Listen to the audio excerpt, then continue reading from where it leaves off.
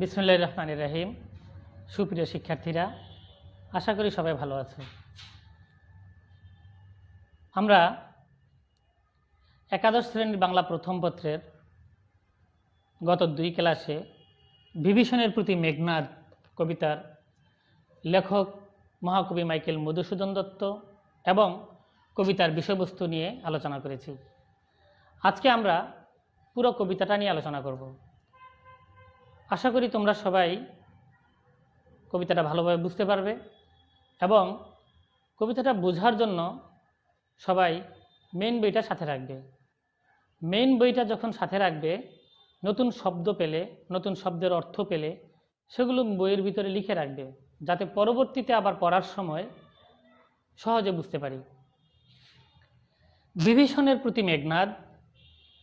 মেঘনাদ যুদ্ধে যাওয়ার যখন প্রস্তুতি নিচ্ছিল, তখন তার চাচা বিভীষণকে যখন সে দরজায় দেখল, তখন প্রথম মেঘনাদ লক্ষণকে দেখে বুঝতে পারেনি লক্ষণ এখানে কিভাবে আসলো।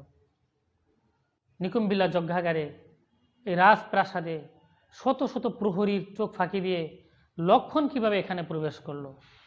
যখন মেঘনাদ বিভীষণকে দেখল, তখন সে বুঝতে পারল লক্ষণ এখানে প্রবেশ করেছে চাচা বিভীষণের সহায়তায়। এবং তখন মেঘনাদ বিভীষণকে তার মনের রাগ, ক্ষোভ, দুঃখে অনেক প্রশ্ন করল, কথা বলল এবং বিভীষণ সেগুলোর উত্তর দিল। রামায়ণের এই অংশটুক, শুধু মেঘনাদ বিভীষণের সাথে যে কথাটুকু বলেছে, এই অংশটুকুই আমাদের বিভীষণের প্রতি মেঘনাদ নামে পাঠ্যতালিকাভুক্ত করা হয়েছে। কবিতাটা মূল রামায়ণের একটি অংশ মাত্র। মেঘনাদ কবিতাটি সংলাপ নির্ভর। একবার মেঘনাদ বলল, আবার বিভীষণ বলল, আবার মেঘনাদ বলল, আবার বিভীষণ বলল। সুতরাং পুরো কবিতাটি এইভাবে নাটকীয় ঢঙে সামনের দিকে এগিয়ে গেছে। তো কবিতাটা আমরা শুরু করি। এতক্ষণে অরিন্দম কহিলা বিষাদে। এতক্ষণ মানে লক্ষণকে দেখে মেঘনাদ কিছুক্ষণ ভাবল যে লক্ষণ এখানে কিভাবে আসলো। যখন সে চাচা বিভীষণকে দেখতে পেল, তখন সব বুঝতে পেরেছে যে চাচা বিভীষণের হাত ধরেই মেঘনাদ এখানে প্রবেশ করেছে। তাই সে চাচাকে বলল, এতক্ষণে অরিন্দম। অরিন্দম মানে পরীকে যে দমন করে, এখানে মেঘনাদকে বোঝানো হয়েছে। এতক্ষণে অরিন্দম কহিলা মানে এতক্ষণ পরে মেঘনাদ বলিল, বিষাদে, দুঃখে, কষ্টে। জানিনু আমি জানতে পারলাম। জানিনু মানে আমি জানলাম কিভাবে লক্ষণ আসি পশিল। লক্ষণ কিভাবে প্রবেশ করলো রক্ষপুরে, এই রাক্ষসপুরীতে, এই রাজপ্রাসাদে। মেঘনাদ চাচাকে বলল যে চাচা, এতক্ষণ পরে আমি বুঝলাম যে লক্ষণ কিভাবে আমার এই রাজপ্রাসাদে প্রবেশ করলো। হায় তাতো, হায় রে চাচা। তাতো শব্দের অর্থ পিতা। এখানে চাচাকে পিতা হিসেবে সম্বোধন করা হয়েছে, পিতৃব্য মানে চাচা। হায় তাতো, উচিত কি তব এই কাজ। চাচা, তোমার কি এই কাজটি করা উচিত হয়েছে? নিকষা সতী তোমার জননী। এইবার মেঘনাদ চাচাকে বলতেছে, চাচা তুমি কে সেটা তুমি ভুলে গেলে। তোমার মাকে, তোমার ভাইকে, তোমার ভাতৃপুত্রকে, সেই কথাগুলি এখন মেঘনাদ চাচাকে বলতেছে। হায় তাতো, উচিত কি তব এ কাজ। তব মানে তোমার, এই কাজ কি তোমার উচিত হয়েছে? নিকষা সতী তোমার জননী, তোমার মা তো সেই নিকষা সতী লক্ষ্মী। নিকষা হইল তোমার মা। সহোদর রক্ষশ্রেষ্ঠ, তোমার আপন ভাই সহোদর রক্ষশ্রেষ্ঠ রাজা রাবণ, সেটাকে বোঝানো হয়েছে। শুলি শম্ভু নিব কুম্ভকর্ণ, তোমার আরেক ভাই কুম্ভকর্ণ মহাদেব শিবের মতো ক্ষমতাশালী। ভাতৃপুত্র বাসব বিজয়ী। ভাতৃপুত্র বলতে এখানে মেঘনাদকে বোঝানো হয়েছে যে তোমার আপন ভাইয়ের ছেলে বাসব বিজয়ী, মানে স্বর্গের দেবতা ইন্দ্রের আরেক নাম বাসব। বাসবদের সাথে যুদ্ধ করেও সে জয় লাভ করেছে, এই জন্য মেঘনাদের আরেক নাম বাসব বিজয়ী। মেঘনাদ চাচাকে বলল, চাচা তুমি যে লক্ষণকে এখানে নিয়ে আসলা, এটা কি তোমার উচিত হয়েছে? তুমি কোন বংশের, তোমার মা কে, তোমার ভাই হইল রাবণ, তোমার আরেক ভাই কুম্ভকর্ণ, তোমার মা নিকষা, তোমার আরেক ভাতৃপুত্র মানে ভাইয়ের ছেলে মানে মেঘনাদ বাসব বিজয়ী, আর তুমি এই কাজটা কিভাবে করতে পারলা? এটা মেঘনাদ চাচাকে জিজ্ঞেস করলো। আর নিজ গৃহপথ তা তো দেখাও তস্করে, নিজের ঘরের পথ তুমি, তস্কর শব্দের অর্থ হলো চোর, নিজের গৃহপথ চাচা তুমি এই চোরের আইনা দেখাও। চণ্ডালে বসাওয়ানি রাজার আলোয়ে, চণ্ডাল মানে ছোট জাত, হিন্দু ধর্মের 4 জাত, ব্রাহ্মণ বৈশ্য ক্ষত্রিয় শূদ্র, এই 4 বর্ণের সবচেয়ে নিচু বর্ণ হইল চণ্ডাল। লক্ষণকে এখানে মেঘনাদ চণ্ডাল বলে সম্বোধন করেছে। চণ্ডালে বসাওয়ানি রাজার আলোয়ে, এই চণ্ডাল এই ছোট লোককে তুমি আইনা বসাও রাজগৃহে বসাও, কিন্তু নাহি গঞ্জি তোমায়। মেঘনাদ চাচা বিভীষণকে এত কথা বলার পরে এবার বলল, চাচা তুমি যা করেছ তারপর তোমাকে আমি তিরস্কার করব না, কোনো গঞ্জনা করব না, কিন্তু নাহি গঞ্জি তোমায়। গুরুজন তুমি, পিতৃতুল্য, তুমি তো গুরুজন, তুমি মুরব্বী, তুমি পিতৃতুল্য, পিতার সমান। এই জন্য মেঘনাদ চাচা বিভীষণকে বলছে যে তুমি তো গুরুজন, পিতৃতুল্য, তোমাকে আমি কিছুই বলবো না, কিন্তু নাহি গঞ্জি তোমায়। ছাড়দার মানে দরজা ছেড়ে দাঁড়াও, যাব অস্ত্রাগারে।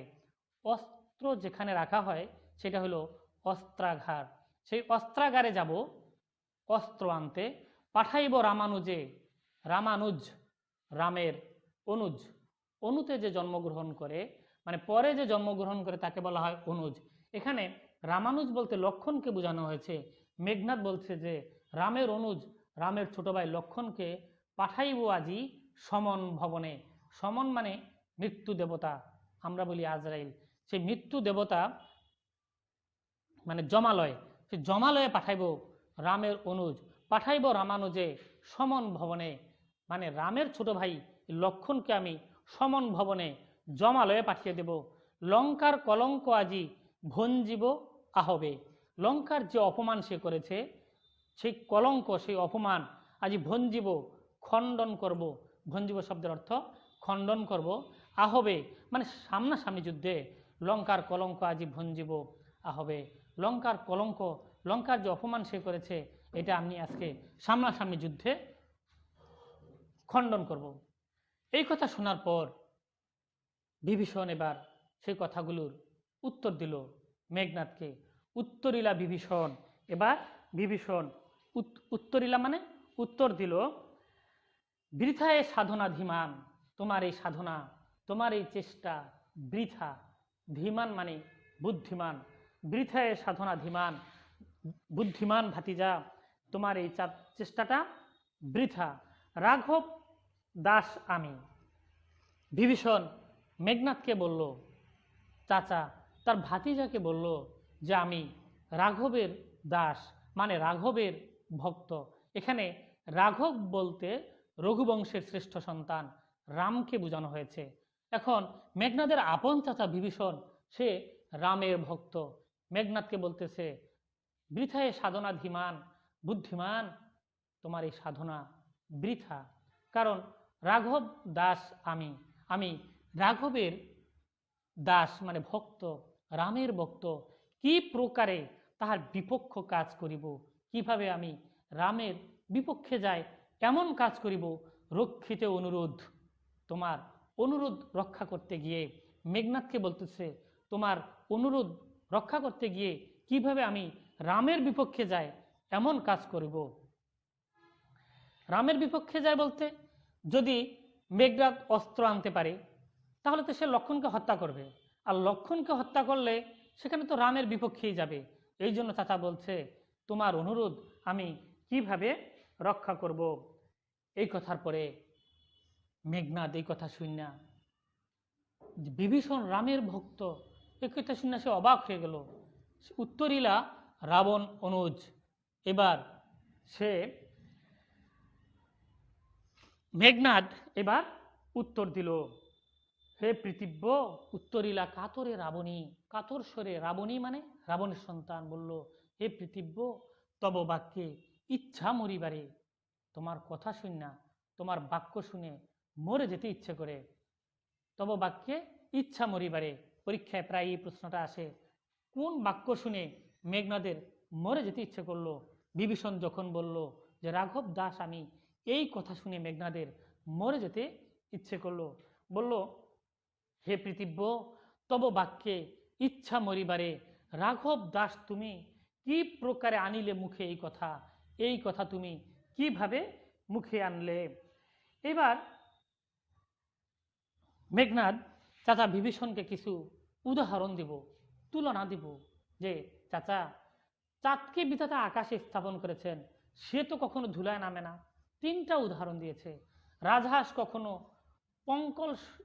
পঙ্কিল সলিলে কাদা পানির মধ্যে নামে না, এবং শিয়ালকে কখনো সিংহ বন্ধু ভাবে না। এই 3টা উদাহরণ দিয়ে চাচাকে মেঘনাদ বুঝাবে, চাচা কিভাবে তুমি এত নিচে নামতে পারলা, কিভাবে তুমি সেই রামের ভক্ত, রামের দাস, এই কথা তুমি কিভাবে বললা? এবার মেঘনাদ বলতেছে, চাচা, স্থাপিলা বিধুরে বিধি স্থানুর ললাটে। স্থাপিলা স্থাপন করলা, বিধু মানে চাঁদ, বিধি মানে বিধাতা, চাঁদকে বিধাতা স্থাপন করলা, স্থানু মানে যা নিশ্চল, চলাচল করে না। এখানে স্থানু মানে আকাশকে বোঝানো হয়েছে। স্থানুর ললাটে, স্থাপিলা বিধি বিধুরে বিধি স্থানুর ললাটে, মানে চাঁদকে বিধাতা আকাশে স্থাপন করেছেন। যাই কি ভূতলে শশী, মানে ভূতল মানে হইল মাটিতে, শশী মানে চাঁদ, চাঁদ কি কখনো ভূতলে নেমে ঘোরাঘুরি যায়? সেই কথাই বিভীষণকে মেঘনাদ বলতেছে যে স্থাপিলা বিধুরে বিধি স্থানুর ললাটে, পরি কি ভূতলে শশী যায় গড়াগড়ি, গড়াগড়ি যায়, ভূতলে কি চাঁদ কখনো নেমে গড়াগড়ি যায় ধুলায়? হে রক্ষরথী, ভুলিলে কেমনে কে তুমি? মেঘনাদ চাচাকে বলতেছে, হে রক্ষরথী, যে রথ পরিচালনা করে, তুমি ভুলিয়া গেলে কেমনে? তুমি কে? ভুলিলে কেমনে কে তুমি? জনম তব কোন মহাকুলে, তোমার জন্ম তোমার কোন বড় বংশে, জনম তব কোন মহাকুলে, কে বা সেই অধম রাম? অধম রাম, এখানে রামকে সে অধম বলা হয়েছে। কোথার সে অধম রাম? আর তুমি বলতেছো তুমি সেই রামের ভক্ত। বিধাতা চাঁদকে আকাশে স্থাপন করেছে, সে তো কখনো ধুলায় নামে না। আর তুমি তো সেরকম বড় বংশে, সেই রাবণের বংশে জন্মগ্রহণ করেছ, রাবণের আপন ভাই, তুমি কেন এত নিচে নামো? রামের ভক্ত, সেই কথা বলতেছ। দ্বিতীয় উদাহরণ বলতেছে আরেকটা, স্বচ্ছ সরোবরে করে কলি রাজহংস, রাজহাঁস স্বচ্ছ পরিষ্কার সরোবরে কেলি করে খেলা করে, কখনো সে পঙ্কিল সলিলে যায় কি সে কবু প্রভু? পঙ্কিল সলিলে, সে কি কখনো পঙ্কিল, পঙ্ক মানে কাদা, সলিল মানে পানি, সলিল সমাধি মানে পানিতে ডুবে মারা যাওয়া, সলিল মানে পানি, পঙ্কিল সলিলে কাদা পানির মধ্যে তো কখনো রাজহাঁস নামে না। যায় কি সে কবু প্রভু পঙ্কিল সলিলে, শৈবাল দলের দাম মৃগেন্দ্র কেশরী। এবার আরেকটা উদাহরণ, মৃগেন্দ্র কেশরী মানে কেশরযুক্ত সিংহ, মৃগেন্দ্র কেশরী, কেশরযুক্ত সিংহ কবে? হে বীর কেশরী, সম্ভাসে শ্রীগালে মিত্র ভাবে। শ্রীগালে শিয়ালে রে মিত্র বা বন্ধু, সিংহ কখনো, কেশরযুক্ত সিংহ কখনো তো শিয়ালেরে বন্ধু পাবে না। এইখানে মেঘনাদ চাচা বিভীষণকে 3টা উদাহরণ দিল। একটা হইল চাঁদকে কখনো নিচে নামে না, ধুলায় নামে না, চাঁদকে বিধাতা যেই উঁচু জায়গায় স্থাপন করেছেন, স্থানুর ললাটে আকাশে স্থাপন করেছেন, চাঁদ সবসময় আকাশেই থাকে। আরেকটা হলো রাজহাঁস কখনো শ্যাওলার মধ্যে, পঙ্কিল সলিল কাদাপানির মধ্যে নামে না, রাজহাঁস সবসময় স্বচ্ছ সরোবরে করে কেলি। আরেকটা উদাহরণ হইল যে সিংহ কখনো শিয়ালেরে বন্ধু পাবে না। এগুলি বলার মানে হইল সিংহ যত কখনো শিয়ালের বন্ধু পাবে না, রাজহাঁস কাদা পানির মধ্যে নামে না, চাঁদ কখনো ধুলার মধ্যে নামে না, যার যার অবস্থানে শেষে থাকে। তাহলে চাচা বিভীষণ, তুমি কেন রামের সাথে হাত মিলালে? তুমি কেন সেই অধম রামের সাথে বন্ধুত্ব করলে? কিভাবে রামের ভক্ত হলে? সেই জন্য মেঘনাদ চাচাকে এইগুলি বলে ভৎসনা করতেছে, তিরস্কার করতেছে। কিন্তু শুরুতে বলছিল, কিন্তু নাহি গঞ্জি তোমায়, চাচা তোমাকে আমি কিচ্ছু বলবো না, তোমাকে তিরস্কার করব না, তুমি পিতৃতুল্য গুরুজন, এইসব কথা শুরুতে বললো। মেঘনাদ কিন্তু এখন চাচাকে ধীরে ধীরে সব কথাই বলতেছে। অজ্ঞদাস বিজ্ঞতম তুমি। মেঘনাদ চাচাকে বলতে, চাচা আমি তো অজ্ঞ, আমি বুঝি না, কিন্তু তুমি তো বিজ্ঞ, তুমি তো অভিজ্ঞ, তুমি তো সব জানো, বিজ্ঞতম তুমি। অবিদিত নয় কিছু তোমার চরণে, তোমার কাছে কোনো কিছুই অবিদিত, অজানা নয়। মেঘনাদ চাচা বিভীষণকে বলতেছে, চাচা আমি যে কে, আমি মেঘনাদ যে কত ক্ষমতাশালী, মেঘনাদ যে কত বড় বীর, এটা তো চাচা তুমি জানো। অবিদিত নহে কিছু তোমার চরণে, ক্ষুদ্রমতি নরসুর লক্ষণ। এই নরসুর লক্ষণ, এখানে লক্ষণকে বলা হয়েছে ক্ষুদ্রমতি, ছোট মনের মানুষ। নর মানে মানুষ, ক্ষুদ্রমতি নর, অনেক ছোট মনের মানুষ। নহিলে অস্ত্রহীন যুদ্ধে সে সম্বোধে সংগ্রামে, সে নিজে অস্ত্র নিয়ে আসছে, কিন্তু আমাকে বলতেছে অস্ত্র আনা যাবে না। সেই জন্য বলছে অস্ত্রহীন যুদ্ধে, মানে যুদ্ধে সে সম্বোধন করে সংগ্রামে, সংগ্রামে আমাকে ডাকে কহ মহারথী। এইটা কি মহারথী প্রথা? মেঘনাদ চাচা বিভীষণকে বলতেছে, চাচা তুমি তো মহারথী মহাবীর, তুমি বলো এইটা কি কোনো বীরের আচরণ হতে পারে যে নিজে অস্ত্র আনবে কিন্তু আমাকে অস্ত্র আনতে দেবে না? নাহি শিশু লঙ্কাপুরে, শুনে না হাসিবে এই কথা। মেঘনাদ চাচাকে বলতেছে, চাচা এই লঙ্কাপুরীতে এমন কোনো শিশু নাই যে এই কথা শুনে না হাসিবে। তাহলে এখানেও একটা প্রশ্ন, কোন কথা শুনে শিশুরা হাসিবে? অস্ত্রহীন যুদ্ধে সম্বোধে সংগ্রামে, এই কথাটা। আবার তব বাক্যে ইচ্ছা মরিবারে, কোন কথা শুনে মেঘনাদের মরে যেতে ইচ্ছে করলো? সেটা হইল রাঘব দাস। বিভীষণ বলেছিল, রাঘব দাস আমি, এই কথা শুনে মেঘনাদের মরে যেতে ইচ্ছে করছিল। আর নাহি শিশু লঙ্কাপুরে, লঙ্কাপুরে এমন কোনো শিশু নাই যে শুনে হাসবে না। সেটা কোনটা? সেটা হইল অস্ত্রহীন যুদ্ধে মেঘনাদ মেঘনাদকে লক্ষণ যুদ্ধের জন্য আহ্বান করছিল। সেই জন্য বলছে নাহি শিশু লঙ্কাপুরে, শুনে না হাসিবে এই কথা, এই কথা শুনে হাসিবে না। ছাড়ো পথ, আসিব ফিরে এক্ষুনি, পথ ছেড়ে দাঁড়াও, আমি এক্ষুনি ফিরে আসিব। আমাকে দরজা ছেড়ে দিলে আমি যে পালিয়ে চলে যাব। মেঘনাদ সেই কথা নিশ্চিত করেছে যে আমি এক্ষুনি ফিরে আসিব, পালিয়ে যাব না। দেখিব আজি কোন দেব বলে, কোন দেবতার শক্তিতে বিমুখে সমরে সৌমিত্রী কুমতি। মেঘনাদ বলতেছে যে রাম লক্ষণ তো দেবতার অনুগ্রহ প্রাপ্ত, দেবতারা রাম লক্ষণের পক্ষে। আজকে আমি দেখিব কোন দেবতা তাকে রক্ষা করে, কোন দেবতার বলে, কোন দেব বলে সম্মুখ সমরে, সামনাসামনি যুদ্ধে, সমরে মানে যুদ্ধে। সৌমিত্রী বলতে এখানে সুমিত্রার সন্তান, সেটা বলতো লক্ষণ, লক্ষণের মায়ের নাম সুমিত্রা। এই জন্য বলছে সৌমিত্রী মানে লক্ষণ কিভাবে আমার কুমতি মানে ক্ষতি করে সেটা আমি দেখব। চাচাকে বলছিল, চাচা দরজা ছেড়ে দাও, আমি এখনই অস্ত্রাগারে যাব, অস্ত্র আনবো, তারপর দেখব লক্ষণ কিভাবে আমার ক্ষতি করে।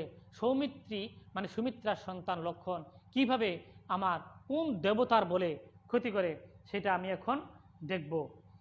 দেবদৈত্য নররণে, দেব দৈত্য নর, দেবতাদের সাথে, দৈত্যের সাথে, নর মানে মানুষের সাথে, রণে মানে যুদ্ধে। মেঘনা চাচাকে বলতেছে, চাচা তুমি তো দেখেছো দেবতাদের সাথে, দৈত্যের সাথে এবং মানুষের সাথে যুদ্ধে, রণে পরাক্রম দাসের, পরাক্রম মানে দাপট ক্ষমতা। মেঘনাদ এখানে নিজেকে বলেছে বিভীষণের দাস। বলছে, চাচা তুমি তো এই দাসের ক্ষমতারা দেখেছো, কোথায় দেখেছো?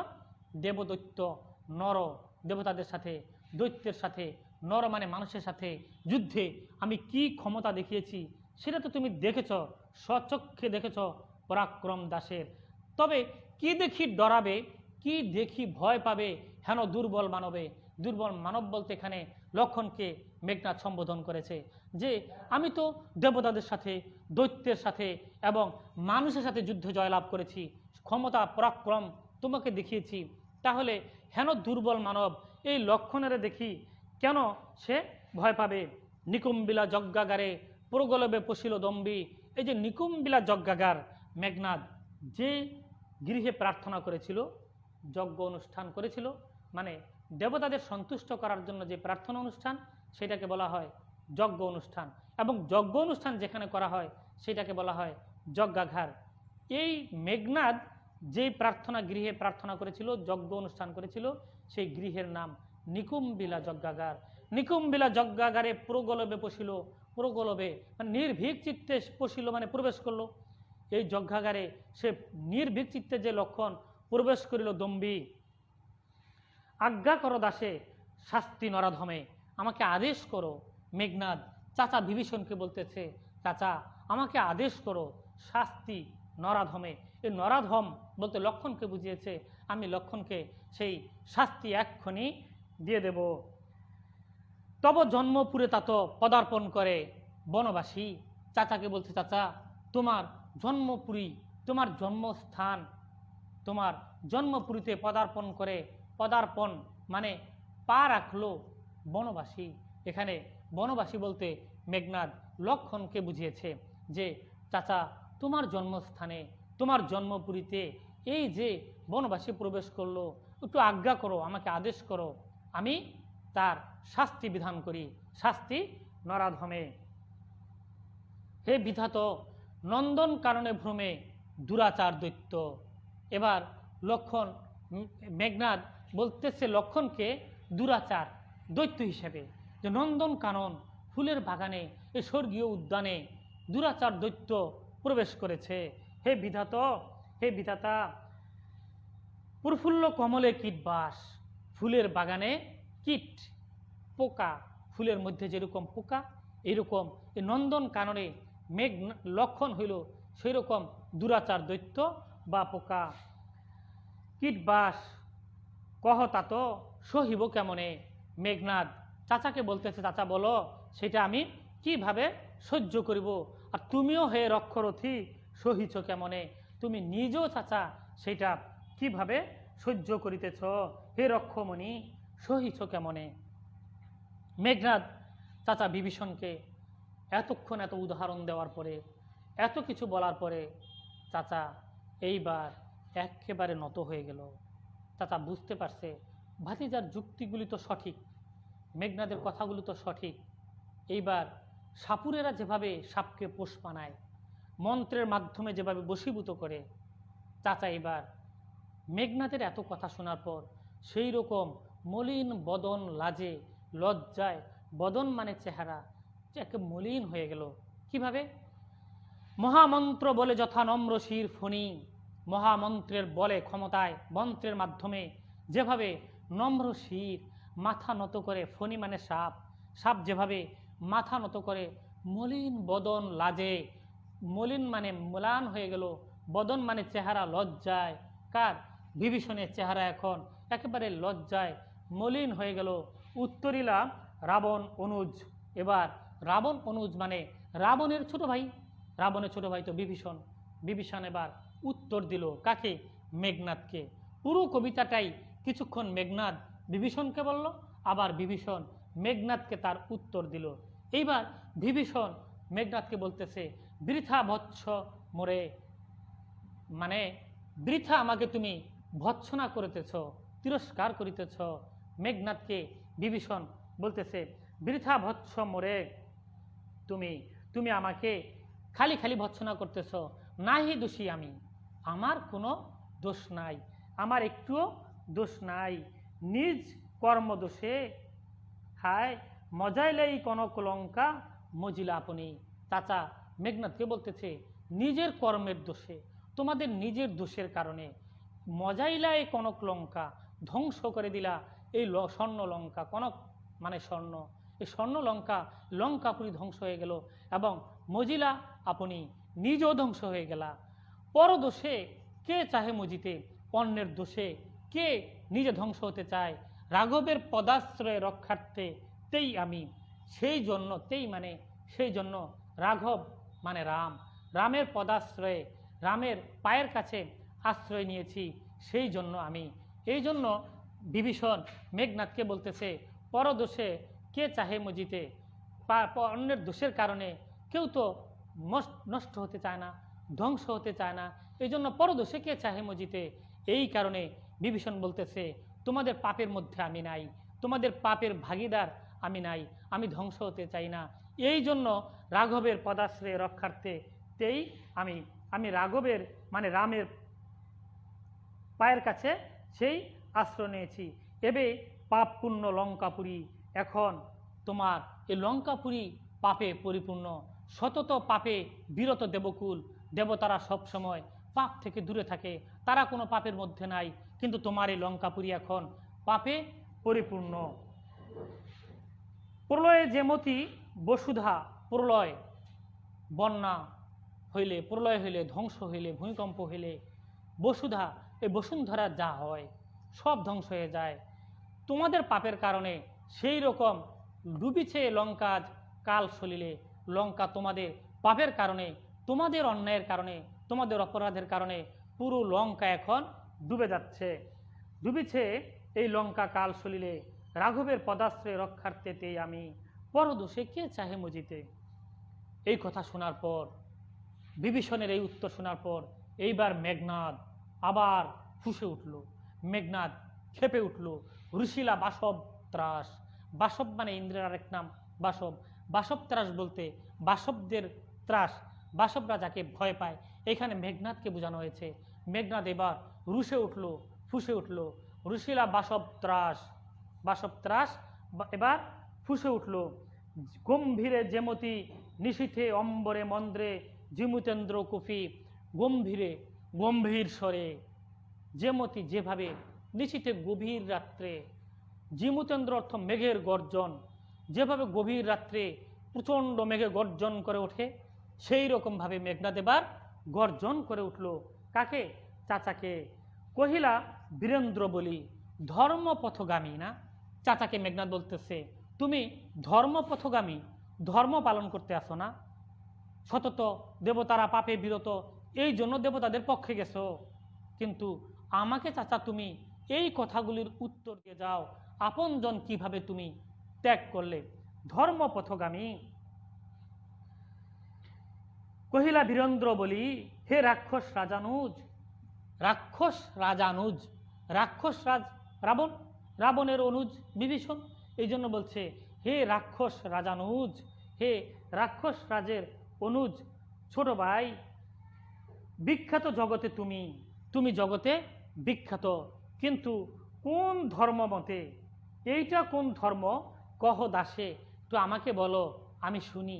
আপন জাতিত্ব, আপন জাতি, নিজের বংশ, জ্ঞাতিত্ব মানে আত্মীয় স্বজন, নিজের স্বজন, নিজের জাতিত্ব, জ্ঞাতিত্ব সব দিলা জলাঞ্জলি, জলে অঞ্জলি দিলা মানে বিসর্জন দিলা। তুমি আপন ভাই, বংশ, তার রাজ্য সব কিছু যে জলাঞ্জলি দিলা, এইটা কোন ধর্ম? নিজের লোক বিপদে পড়েছে, তাদেরকে ছেড়ে তুমি শত্রুপক্ষের সাথে হাত মিলিয়েছ চাচা, এটা তো তোমার উচিত হয় নাই। এটা বলতেছে মেঘনাদ। কাকে বলতেছে? বিভীষণকে, যে চাচা তুমি জ্ঞাতিত্ব, জাতিত্ব সব দিলা জলাঞ্জলি, এইটা কোন ধর্ম? কোন ধর্ম মতে কহ দাসের তা শুনি। শাস্ত্রে বলে গুণবান পরজন আর গুণহীন স্বজন। যদি পরজন অন্যের অনেক গুণও থাকে, গুণবান হয়, আর গুণহীন স্বজন নিজের লোকের যদি কোনো গুণও না থাকে, তবুও গুণহীন স্বজনই শ্রেয় পর, পর সদা, মানে গুণহীন যে স্বজন সেই শ্রেষ্ঠ শ্রেয়, আর যে পর সে সবসময় পর। পর কখনো যত গুণই থাকুক সে তোমার আপন হতে পারে না, পর সবসময় পরই থাকবে। এবং নির্গুণ স্বজনই শ্রেষ্ঠ, মানে নির্গুণ গুণহীন স্বজন তোমার আজীবন আপনজন। চাচা তুমি কেন ওই পরের সাথে হাত মিলাইলা? এটা তোমার কিভাবে সম্ভব হইল? এই শিক্ষা হে রক্ষবর কোথায় শিখিলে? এবার মেঘনা চাচাকে বলতেছে, হে চাচা তুমি এই শিক্ষা কোথায় পেলে? আপনজন, জ্ঞাতিত্ব, ভ্রাতৃত্ব সব বিসর্জন দিয়ে তুমি শত্রুর সাথে হাত মিলিয়েছ, এই শিক্ষা কোথায় পাইছো? মেঘনাদ এত কথার বলার পরে বলে দিচ্ছে, কিন্তু বৃথা গঞ্জি তোমায়, তোমাকে খালি খালি তিরস্কার করি, তোমার তিরস্কার করে লাভ নেই।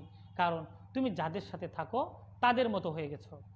প্রথমে বলছিল চাচাকে কিচ্ছু বলবে না, কিন্তু মেঘনাদ এই সব কথাগুলি চাচাকে বলতে বাধ্য হয়েছে, কারণ চাচা মেঘনাদের প্রতি কোনো সহানুভূতি দেখায় নাই।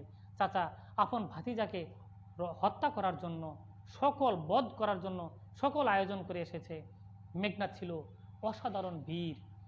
মেঘনাদ অগ্নিদেবতার কাছে বর পেয়েছিল যে সে যদি বৈশ্যানর অগ্নিদেবতার প্রার্থনা করে যজ্ঞ করে কোনো যুদ্ধে যায়, তাহলে সেই যুদ্ধে তার বিজয় নিশ্চিত, তাকে সেখানে হারানোর আর কোনো শক্তি নাই। এই কথা চাচা বিভীষণ জানত। এই জন্য মেঘনাদ যাতে যজ্ঞ করতে না পারে, এই জন্য বিভীষণ ওই লক্ষণকে ওই যজ্ঞাগারে নিয়ে এসেছে। যদি মেঘনাদ যজ্ঞ করে যেতে পারত, তাহলে সে দেবতা দৈত্য যাই হোক, কেউ মেঘনাদকে আর হারাতে পারত না।